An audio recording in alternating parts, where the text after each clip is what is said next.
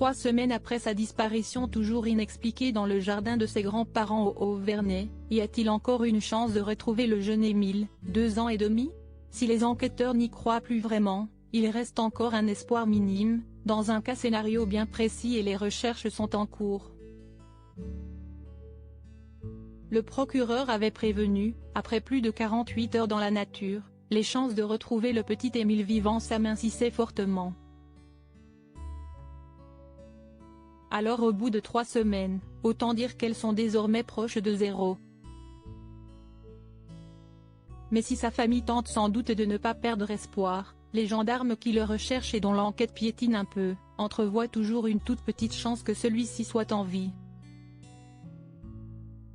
En effet, selon François Daoust, ancien général spécialisé dans la recherche criminelle de la gendarmerie nationale et invité sur RTL ce vendredi, seul un enlèvement d'opportunité pourrait garantir que le garçonnet soit toujours vivant.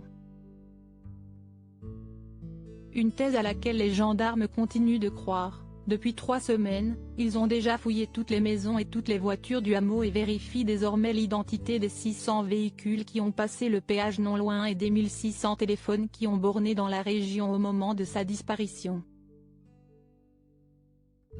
Un travail très lourd, combiné à une reprise des fouilles autour du hameau.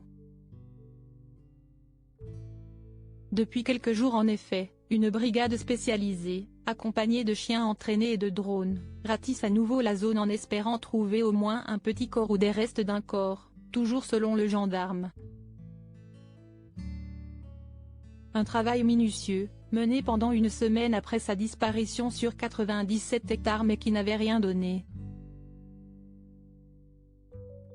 La famille scrutait alors qu'où est-il arrivé au petit Émile?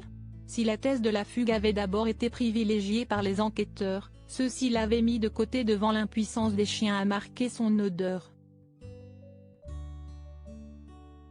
Il en a été de même ensuite pour l'enlèvement par un loup ou par un oiseau. En cas d'attaque, les traces de sang auraient été repérées.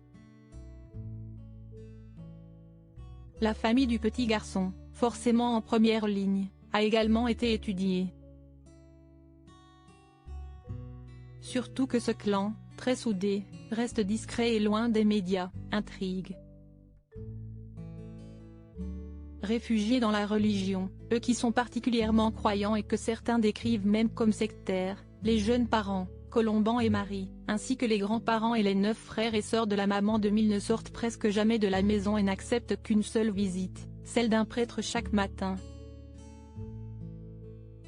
Une situation difficile, qui n'est pas près de se résoudre.